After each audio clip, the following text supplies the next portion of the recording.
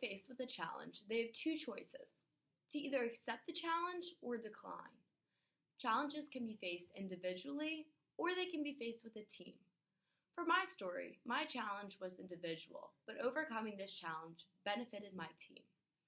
Teamwork is critical in any sport, especially in a relay race requiring every member to perform at his or her best. My particular sport was swimming, and in the state championship, it turned out I was the weak link on the relay team. For some people, this discovery would have been painful and debilitating. For me, it changed my life. Signs were there, but I chose to ignore them, and that hurt us dearly in the 2015 state championship I participated in during my freshman year of high school.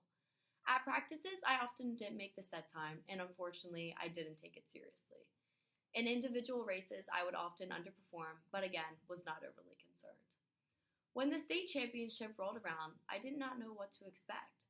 Being one of the top seeds and heavily favored team, we were under pressure to perform, and I didn't want to let my teammates down. However, I wasn't fully prepared mentally or physically for the event. That year we took third, not first as expected, leaving our supporters, parents, and reporters in shock. Clearly I hadn't performed to the best of my ability. I was the slowest member on the relay, fell behind, and was largely responsible for the team losing the championship. After states, we had a month off to relax, but I did some serious soul searching and realized I needed a plan to improve myself.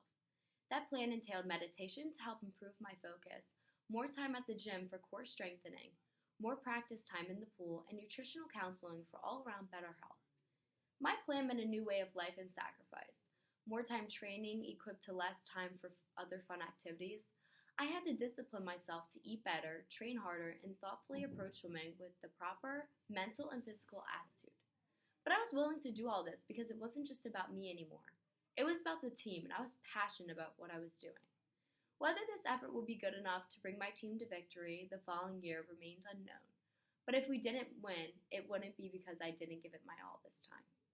Snowy March day when we arrived at Bucknell University for the 2016 PIAA State Swimming Championship. We lined up behind the blocks and waited for the starter horn to sound. The horn went off and the first person of each relay dove in.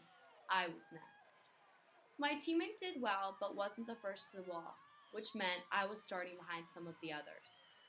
My job was to make sure we didn't fall further behind, and I was successful in doing that.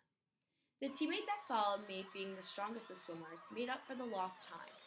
We won with a time of 1 minute 32 seconds .81, which beat the state record for the 200-yard freestyle relay.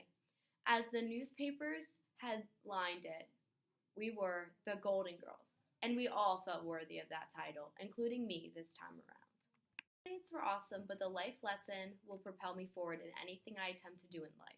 I've learned that in any situation, whether in sports, an assignment, or any other aspect of life, I ask myself, am I really doing my very best? Can I do better? And most importantly, who else is counting on me? My goal is to go into nursing where I'll be working with a team that's not facing a state championship, but rather life or death situations every day. My coworkers and my patients will be counting on me to always be doing my very best. This is perhaps the most important lesson I learned from the experience of being the weak link. When I was soul searching, I questioned if this was my passion. I learned it was. Swimming drove me. It taught me discipline, it introduced me to new friendships, and I knew I wanted to continue improving myself. The first question to ask is if this challenge is worthwhile. If it is, find your weakness and work on them, whether that be going to the gym, studying harder, or practicing more. There's always multiple steps to overcome a challenge, and it is important to lay out the steps to help stay focused on the goal.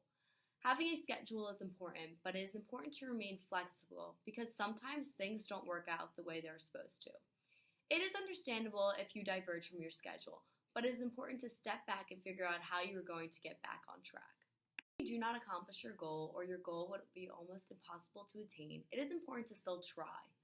This experience will teach you more about yourself and allow you to grow in many different ways. In my situation, I learned I am much stronger than I gave myself credit for. I found joy in the process, and others might find that too. While I was on a diet to build muscle, I became interested in nutrition. Now I try out new diets every couple of months. Your goals and passion might change throughout the process to overcome your challenge. But you would never know or discover new interests about yourself unless you tried. Pride comes from the steps you take rather than achieving the goal itself. Learn to understand that when you face a challenge, you never have to face it alone. No matter what your challenge is, there are many resources around you that can help. Whether this be a trainer to help drive you at the gym, a writing tutor to review your paper, or parents to help support you. I would not have achieved my goal, nor would I have known how to achieve it, if it weren't for my coach giving me guidance, my teammates supporting me, and my nutritionist teaching me how to fuel my body. Goals are meant to be hard, but you have to be willing to fight for it to become a stronger individual. My coach used to say, if swimming were easy, it would be called football. Remember to never give up on yourself or your goals.